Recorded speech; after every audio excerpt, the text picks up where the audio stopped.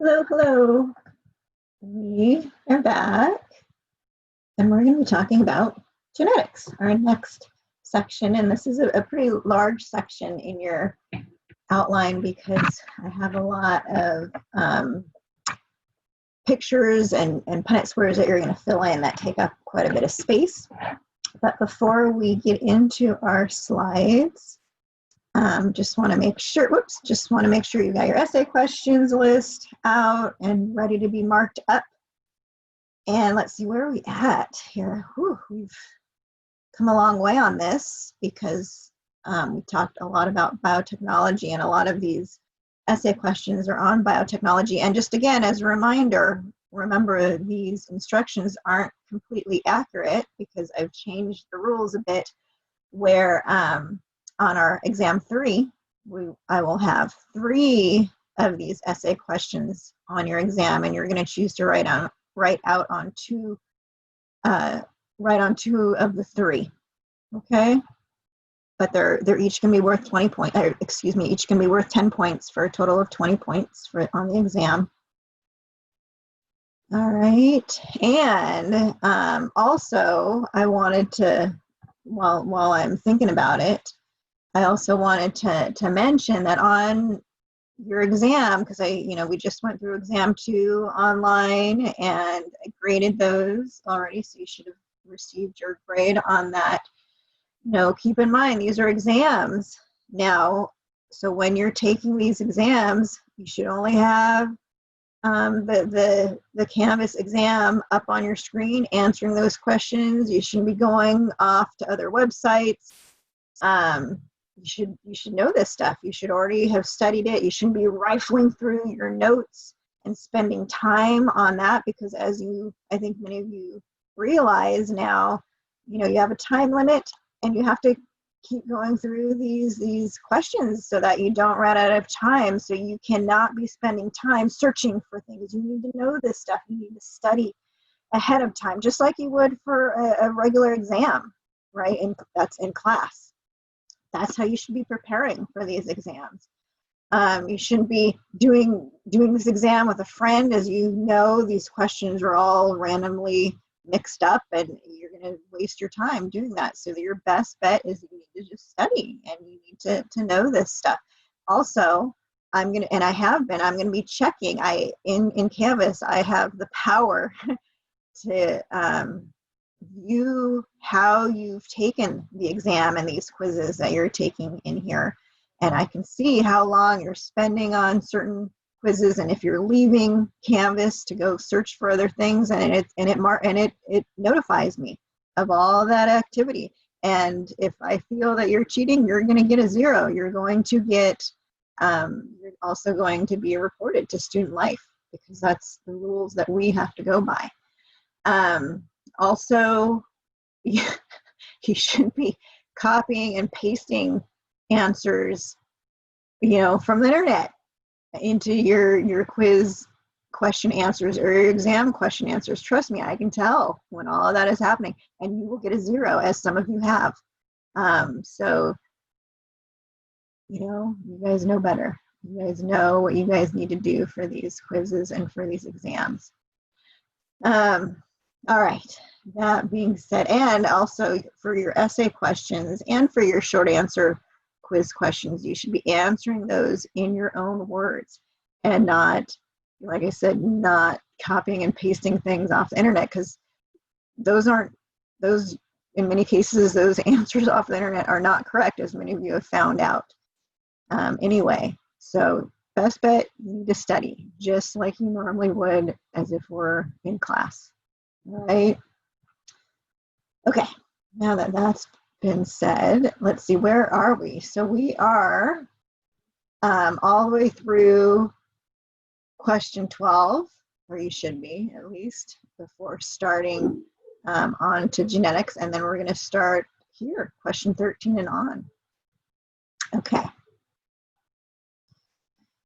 All right. After all that, but the far majority of you are doing great and working through this stuff like you should be, and I'm really impressed again and very proud of you for working so hard on this and learning material, because that's what you're That's what you're here to do, right? Is to learn this material, because it, even if you don't proceed on into the field of biology, this material is going to be helpful for you for your lives and for making smart choices and to be better informed about what's going on around you, especially now when we're dealing with a lot of biological things. You want to have a clue as to what people are talking about and what this information is that you need to decide on what's accurate, what's not accurate, and so forth for yourselves and for your family. Okay, so long-term implications for learning this stuff and understanding it. Okay, back to genetics. Oops, let me get going here. Old picture of a guy. So his name is Father Gregor Mendel, the father of genetics anyway. And he's one of the main people who, back in the mid-1800s, really put genetics kind of on the map in terms of a field of study, because he was the first one to really do some experiments that were pretty solid. So as you can see, he was an Austrian monk, and he had two things going for him. He really loved growing plants. He was a botanist, really, green thumb at growing plants, but he was also pretty good at understanding numbers and math, which I think some of you are realizing, even in biology, biological processes follow patterns and math.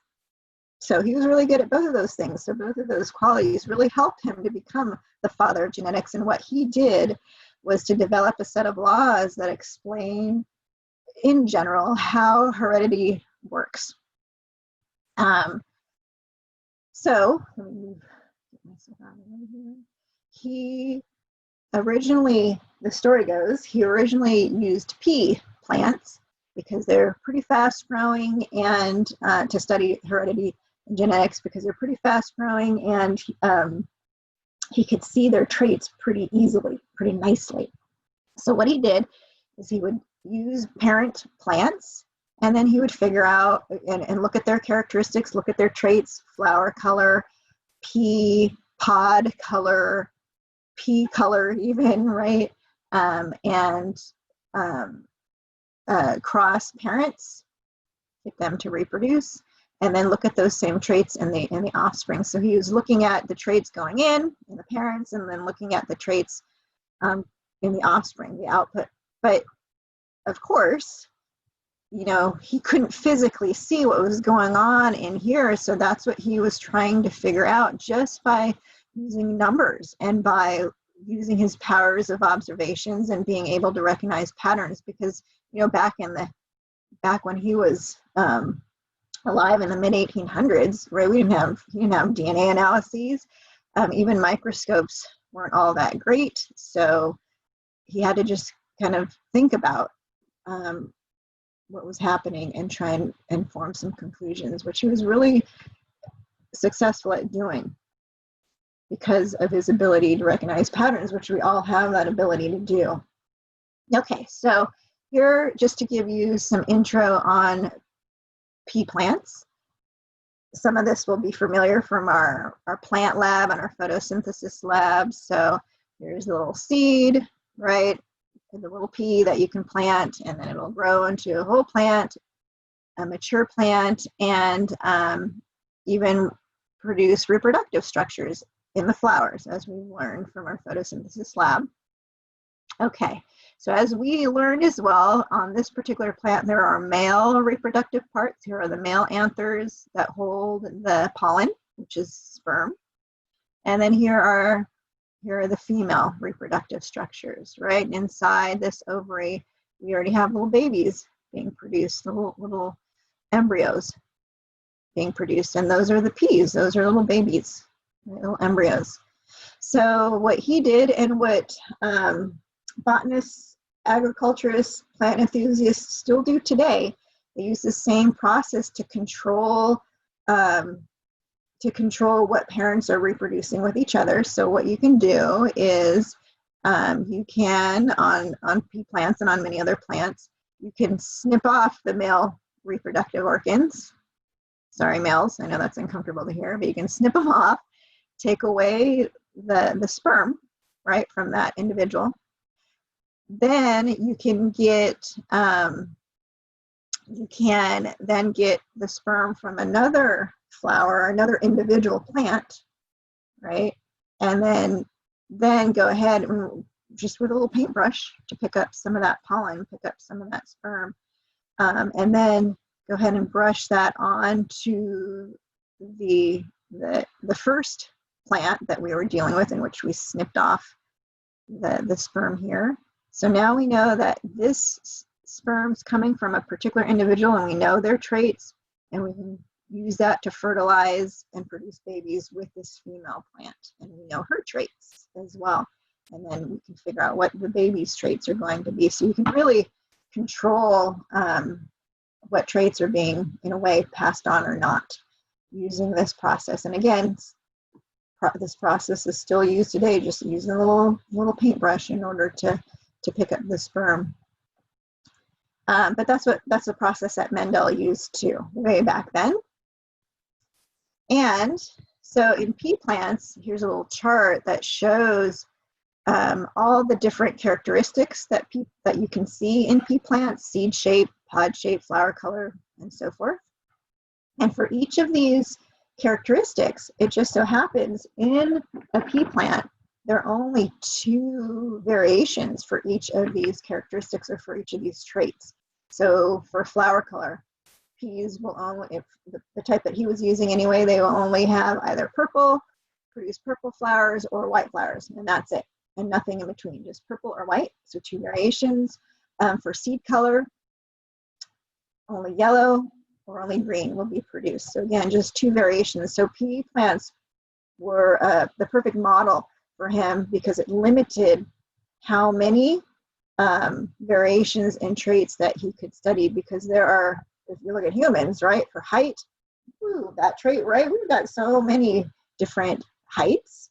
But in a pea plant, it's only tall or dwarf, tall or short. Hair color, right? So in humans, so many different variations, but flower color, it's either only purple or white. So that's why he used plants. It really helped to control for the amount of variations and the amount of traits that he was studying, or that he could look at. Okay, so what you need to do, or what you should have done already before this section that we're getting into, is to watch the monohybrid cross and do the pre-lecture assignment, the Amoeba Sisters monohybrid cross video. So if you haven't, stop this video and go do that first, because that's going to help you understand what we're going to be talking about, because that's a really good intro into basic genetics, and even going over some of the terms that we're going to go over right now. They go over it in the Amoeba Sisters video. So stop this video right now and go do that pre-lecture assignment, okay? If you haven't, because we're going to now go into some of those terms. All right. So this lecture is going to be very, very helpful for this week's lab, which is on genetics as well. So you do want to hopefully, go through the genetics lecture before doing the lab, right? That's usually how it goes. Okay, so let's go over some terms that you're going to need to know for our lecture, but also for lab, and that's the pea generation. So let me move myself down. All right, so here we have, and when we're going to go into how to read a Punnett square as well, which are used for genetics. Many of you are familiar with these Punnett squares already, but we're really going to go through step by step how to do this, okay? All right, so here we have pea generation crosses. So pea generation, what does that stand for? What is the pea generation? I'm going to write it on here. And again, always forgive me for my handwriting, but these pens aren't the easiest for me to use. Uh-oh, okay. So pea generation stands for parent, right? So that's the parent generation, or the parents. Okay, and so in our example, we have two parents. Here's the P generation here. We have one parent plant, and it happens to be the mom here. So we say it's already labeled female. So this is the mom. This mom parent is a plant that produces yellow peas, yellow babies. And then the male parent, the dad, is one that produces green babies, green peas. Okay, so we can see the two traits, and in this particular example, we're going to be dealing with pea color, right? The baby's color that are produced from these parents. So these are our parents. Here are P generation, or here is our P generation, and then we've got another term here. What's the F1 generation? Okay, so let's see if you guys can figure this out as I explain. So what Mendel did, and what I'm going to explain here, is he took two parents, a female and a male, that differed in this particular trait, which is P color, and he crossed them. So he, using the same method that I told you about with the flowers, snipping off, you know, the male parts and so forth. And he crossed them. The mom produced babies. And so, you know, sorry, let me go back. Sorry about that. Let me go back. Okay, because I know this is a little bit confusing. So we're gonna, here, scratch what I said, but this is the parent generation. Let me make this more clear for you, because I know I'm confusing you right now. So we're going to take one of these babies, whoops, that is yellow. We're going to use that as the mom. There it is.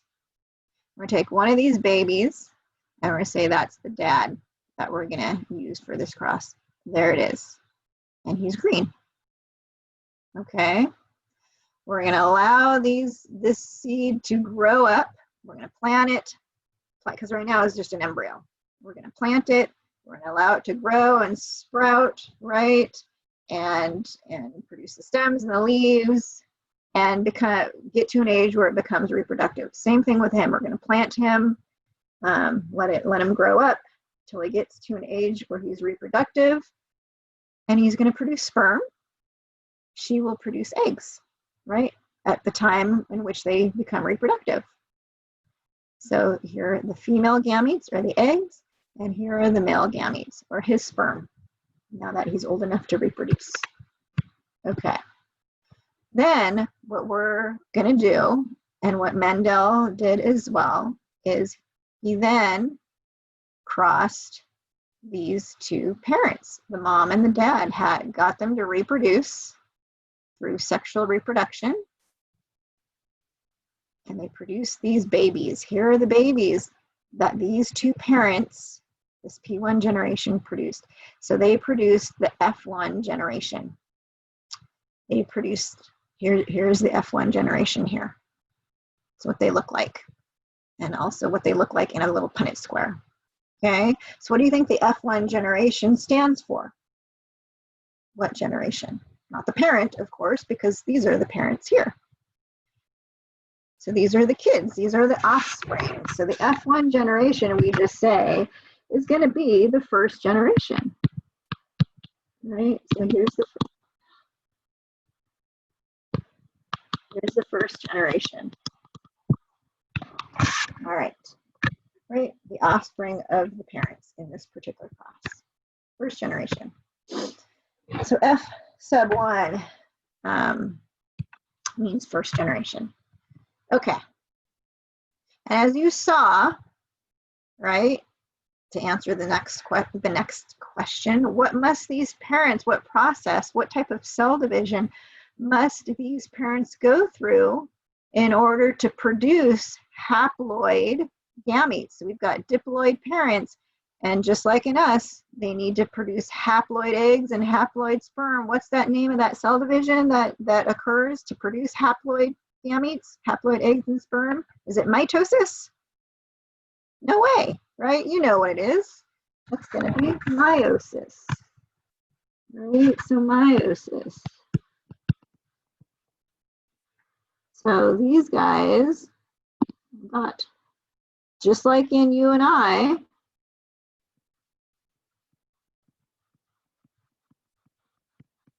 going through meiosis in order to produce their haploid eggs and sperm, in order to produce their haploid gametes. So right here, we've got meiosis going on in them. Okay, right? So same thing happens in nests, and nothing that foreign. Okay, all right, so some more terms. Okay, so on a Punnett square, what we do is, in order to represent a cross using sexual reproduction, we have to put in the gametes. So right here, right, we've got a sperm holding a little Y here. This is a haploid sperm. We put it right here on the Punnett square. Here's another haploid sperm, and we put it right here on the Punnett square, on the outside of the Punnett square. For her, for mom, here's one of her eggs. We put that right here. It's a haploid egg. And we put another egg here. We put that here. Because, right, we split this diploid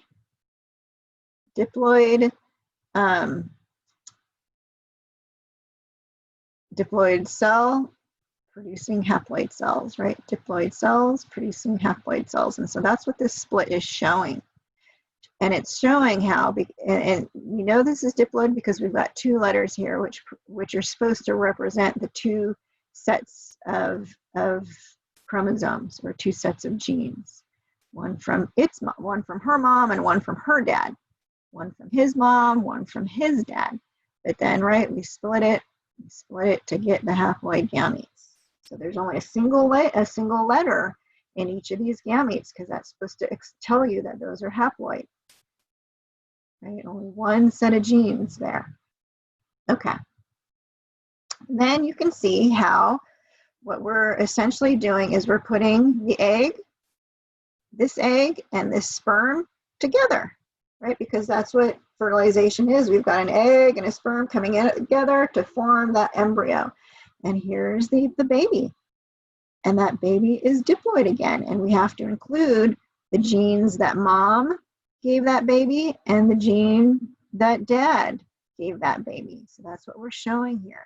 And then again, in this square, in this next square here, we're going to combine this egg with this sperm, and we get this baby, right? So this egg with this sperm right here, getting this baby, and I think you can line up, you know how to line up the rest, right?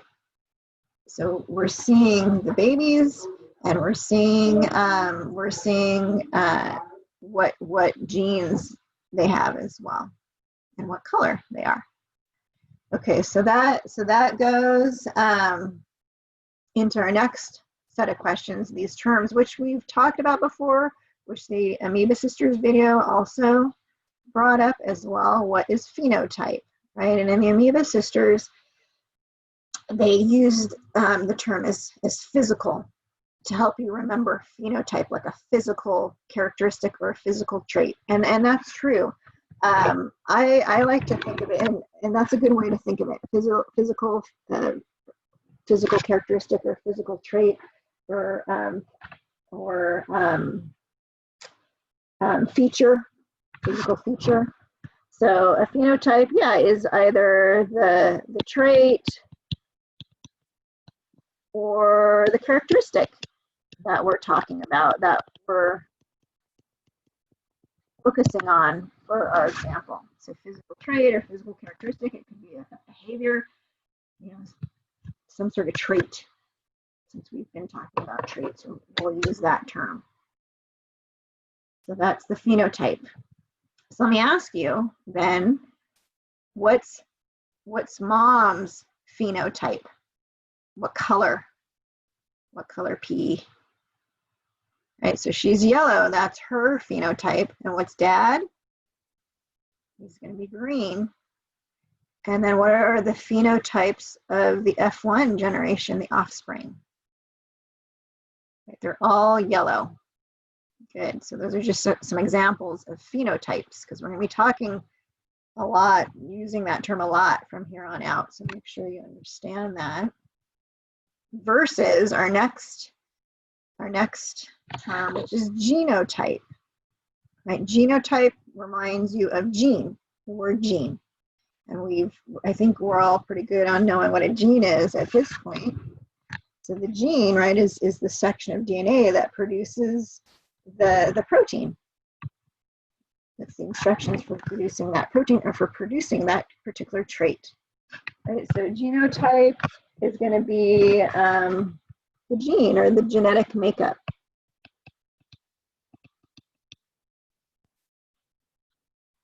Of that organism.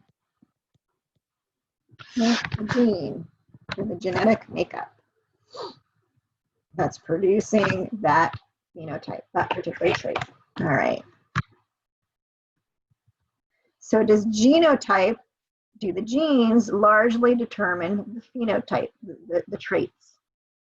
And I've asked this question a few times before, right? So do the genes produce the traits largely, generally speaking? Yes, right? So yes. And I say largely, okay? I say largely because it's not solely. And I know we'll talk about that later, but yeah, genes largely determine the traits, the phenotype. Okay, so now that we've got all that out of the way, some intro material, let's go through and do some monohybrid crosses. So this should be, you know, going alongside with your what you learned doing the pre-lecture assignment, right, with the guinea pigs.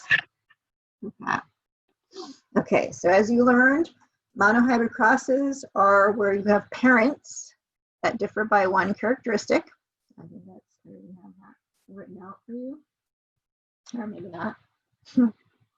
Parents differ by one characteristic, because mono, you know what mono means, what number that implies. Okay. Okay. So Gregor Mendel, that Austrian monk I was telling you about, he did a ton of monohybrid crosses over and over and over. And he noticed how if he had this yellow mom crossing with the green dad, in this case, right, he saw that, and he did this cross hundreds, maybe even thousands of times. And every single time, look at what happened to the F1 generation. All of them turned up to be yellow. All right, all the offspring turned out to be yellow. Their phenotypes were all yellow. So he noticed this and he thought to himself, why, you know, what happened to the green? All the kids are yellow. Did the green just disappear? Where'd it go? Because the dad, you know, the dad contributes to producing that offspring. So that's what he asked himself, was the heritable factor of the green peas lost? And that was a big question. So like any good scientist, he kept going with his experiment. And so what he did is he took the kids, now he took the F1 generation, he took the offspring from the first cross, so here they are. So he took them and he crossed them. He took two of these and reproduced them. Okay, he crossed them. So here, this would be mom now, and this one would be dad, and he crossed them, and he got now the F2 generation, the grandkids, the next set of offspring. And he looked, grew them up, looked at what color peas they produce, and you can see, oh, look at the phenotypes. So most of them are yellow, but some of them are green. Right? So it was the green the green trait completely lost? Did it completely just go away and disappear? Couldn't have, because it showed up again in the second generation, the F2 generation. Okay, so he did this experiment thousands of times too, and he came up with these same results over and over and over again. And in fact, just to go back, he noticed a pattern here. He noticed that in the F2 generation, he always got this, 3 yellow to 1 green ratio. He consistently got this pattern over and over and over again. And remember, I said, in biology, there are a lot of patterns. It's to understand biology in many cases is to recognize patterns, and that's what he recognized. So he thought, hey, there must be something to this. There's a pretty strong pattern here. I'm going to remember this and try and figure out why we're getting this pattern all the time. Okay, so he concluded from doing this experiment many, many, many times. Here are some of his conclusions. I'm going to go through these conclusions by asking you some questions, right? Okay. All right.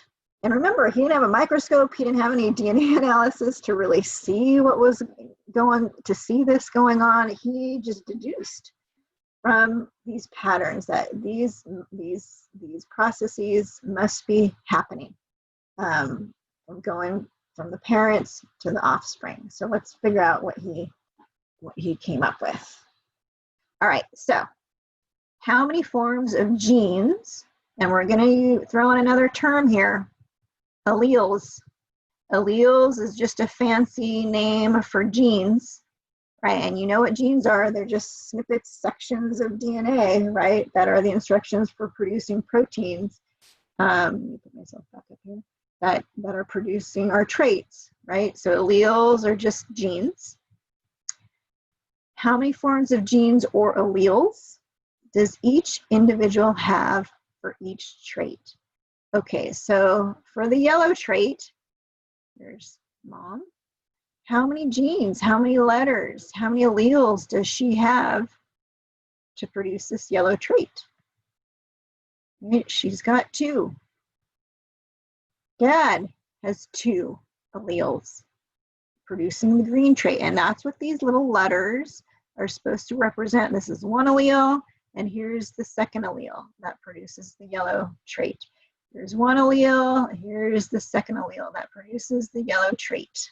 The green trait in Dad.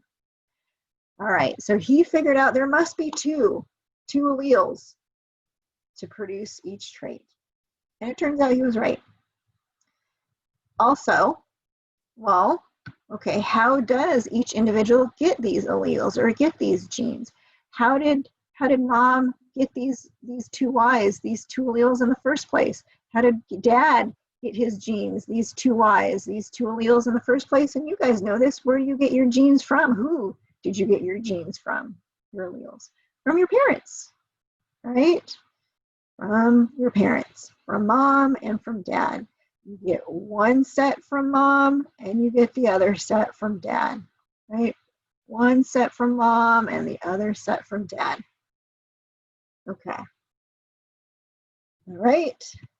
Also, he realized, okay, so how many alleles then must be in each egg and in each sperm in order to produce offspring that have the correct number of chromosomes or alleles or genes, right? And we now know this because we understand meiosis. Meiosis was not even known. Mitosis wasn't even known back then. People didn't have the concept of cell division down very well at all back in his day. But he realized, okay, there must be only 1 allele or 1 set of genes in each gamete, right? And we know that because what's the cell division that occurs again to produce these haploid cells? Whoops, meiosis. That wasn't known back then. That word didn't even exist at all. But he realized from these patterns that there must be just 1 allele in each of those gametes for each trait. Okay. Okay.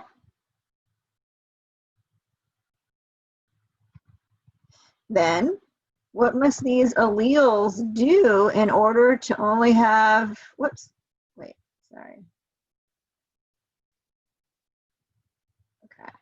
And then, yeah, number 4, what must the alleles do in order to only have one allele for each trait in the gamete? In each gamete, they have to undergo meiosis. I was getting a little bit ahead of myself. So meiosis, right? My badly written meiosis. This must occur for number 4 there, or excuse me, for letter D. These alleles must split and undergo meiosis. Okay. All right, but then, and Mendel realized this had to happen as well. Letter E here. How many alleles for each trait are present in the embryo once, you know, the egg and the sperm meet to form the embryo? How many alleles must be produced again upon the union of that sperm and that egg? So if we look, right, we've got one egg and one sperm coming together to produce our embryo. And so now our embryo has the 2 alleles for that color trait.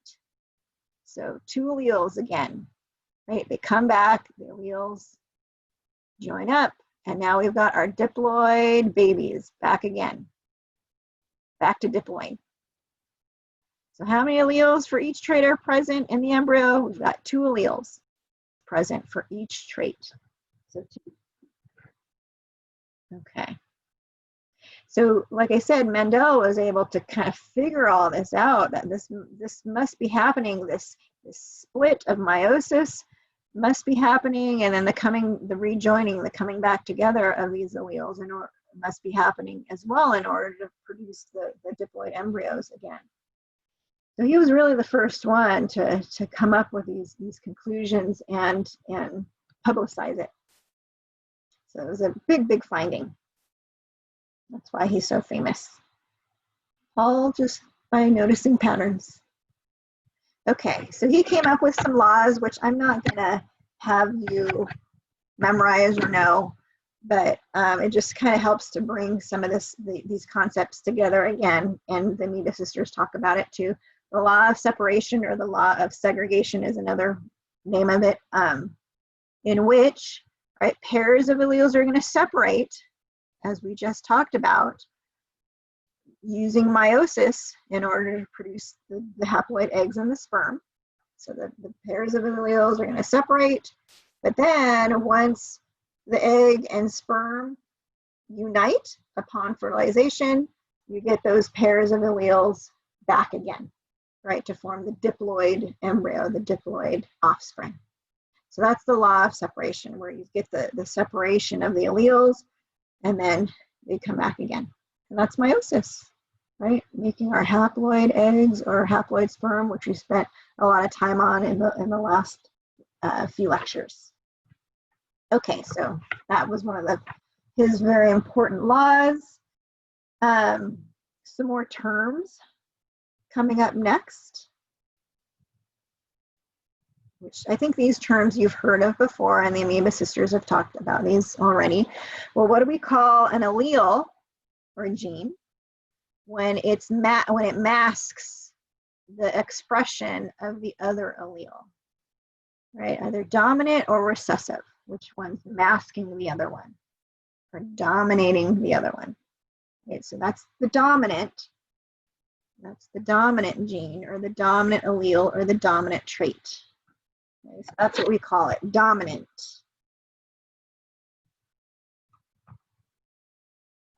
And in our example, if you look at the P, the parents, here's mom. She has a big Y and a big Y, and she's yellow.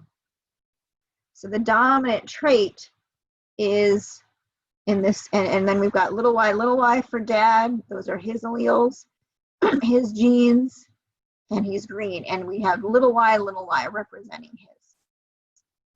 When we cross those two, here are the offspring. You can see they're all yellow. So what do you think the dominant color, the dominant trait is in our example? Yellow or green? I think you can answer that, right? That would be the example of a dominant trait. Also, these letters are supposed to be, the letters, the cases of the letters, uppercase or lowercase, are supposed to also help you to recognize what the dominant trait is and what the recessive trait is. Right, so the capitalized letters, the uppercase, are supposed to represent the dominant trait. Lowercase is for recessive, which I think I've just given away. This next one, what do we call an allele or a gene or whose trait is being masked, right? Who's being kind of dominated over. And that's going to be recessive. So recessive.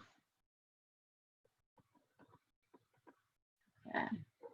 And if you're wondering on how to spell those, if you look on your outline just to the right, you see some pictures of chromosomes and they say dominant and recessive, so you can see how to spell that there. And then in our example, of course, what color is going to be the recessive trait? Okay, so you can write that down. And that little y, the lowercase, is supposed to represent recessive.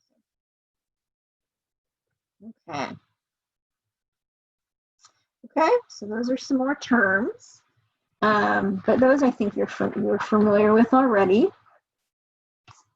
And then let's go over a couple more terms, which the Amoeba Sisters also talk about. So this should be a bit of a review, because what I want you to try and picture as well is that, you know, this all is occurring on our chromosomes as well, because it's easy to not, you know, link that. So I want to make sure you guys ultimately realize, okay, these traits, these alleles, these sections of DNA that are producing these traits are located on our chromosomes, of course, where all that DNA is going to be bunched up into.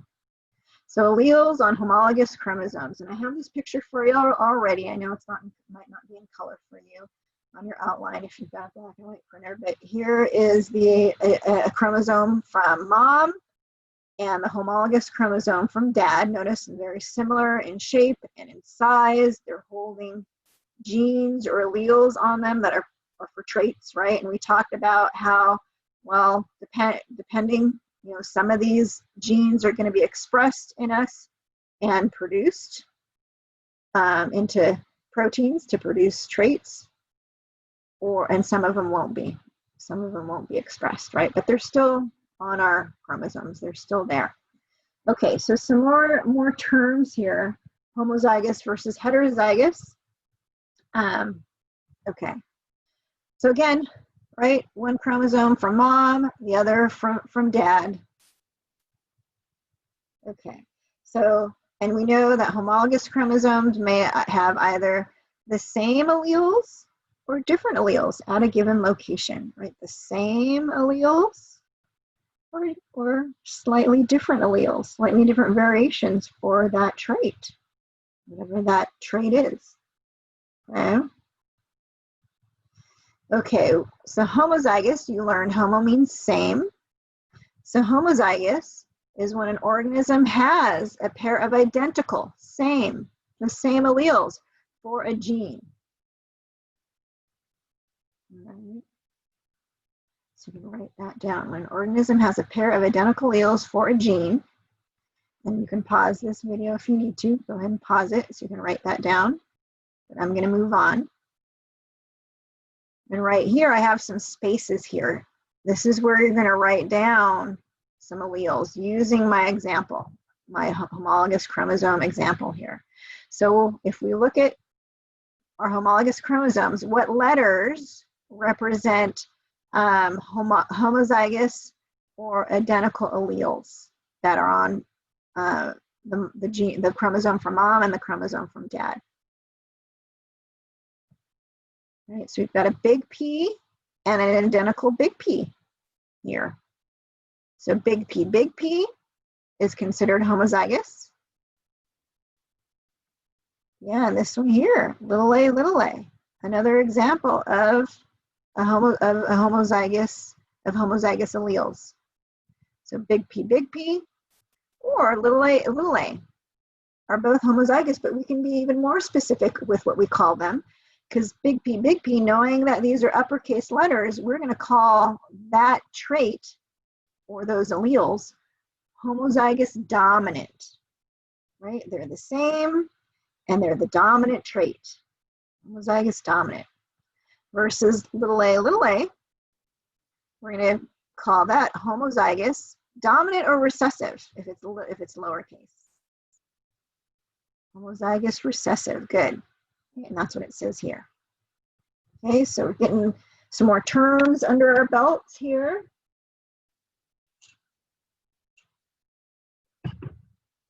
Okay, which now I think you can easily figure out what heterozygous means, because hetero means different, and you know what example we're seeing here. That is the example for heterozygous.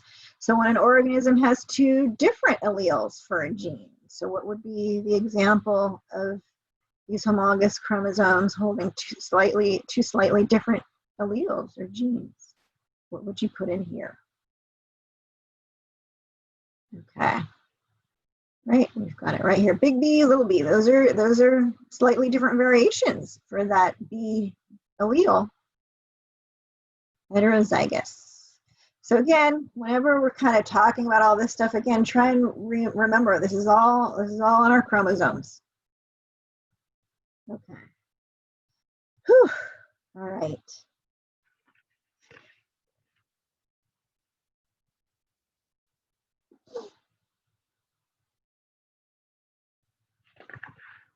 Okay.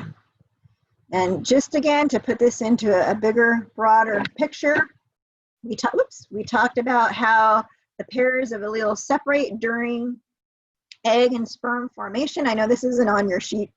I don't need you to write anything down for this. I just want you to kind of listen and process this. So remember, pairs of alleles are going to separate during egg and sperm formation, right? Pairs of alleles are going to separate. That's meiosis. So these homologous chromosomes, they're going to separate, right? You're going to see those split. Right? These pairs of alleles are going to separate when they undergo meiosis.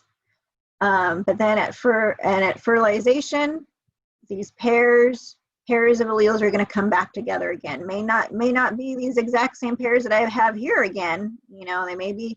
This may be paired. This chromosome may be paired up with the chromosome that has a little p in the end of it all when an embryo is formed. Right? All that mixing that happens. We talked about that as well. So again, this is all happening on your chromosomes. Okay, enough of that. I think I'm going to stop it here, and I'm going to do another. I'm trying to make these segments a little bit shorter for you. I'm going to stop it here before we get into really how to construct monohybrid crosses. And I'll start up another little video. So I'll see you a little later.